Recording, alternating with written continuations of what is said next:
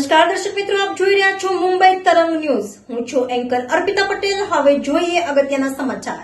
ધારી તાલુકાના ચલાલા શ્રી નામદેવજી મહારાજની જન્મ જયંતિ ઉજવાય. ચૈત્ર સુદ 11ના રોજ ચલાલા ગામ એટલે સંતોની ભૂમિ, જેમાં અંશાવતાર પૂજ્ય શ્રી દાન મહારાજ વિરાજમાન છે.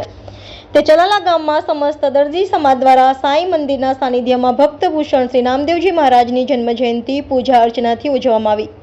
તેમાં મહિલા મંડળ દ્વારા સત્સંગ પણ કરવામાં આવ્યો હતો અને જ્ઞાતિ ભોજન પ્રસાદનું સુંદર આયોજન કરવામાં આવ્યું હતું. આ સમગ્ર કાર્યક્રમ ચલાલા સમસ્ત દરજીના સહયોગથી કરવામાં આવ્યો હતો. ત્યારે સમાજે પણ તન મન ધન અને થી સહકાર આપ્યો હતો. તેમજ સાંઈ મંદિરના પૂજારી રાજુભાઈ જાનીએ શાબ્દિક પ્રવચન કરી પ્રસંગ રૂડો બનાવ્યો હતો.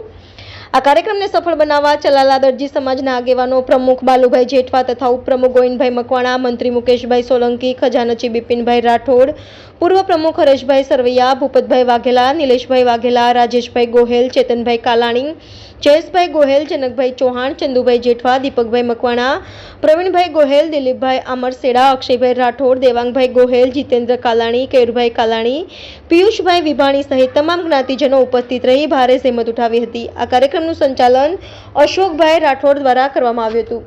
રિપોર્ટર બિપિન રાઠોડ, મુંબઈ તરંગ ન્યૂઝ, ચલાલા.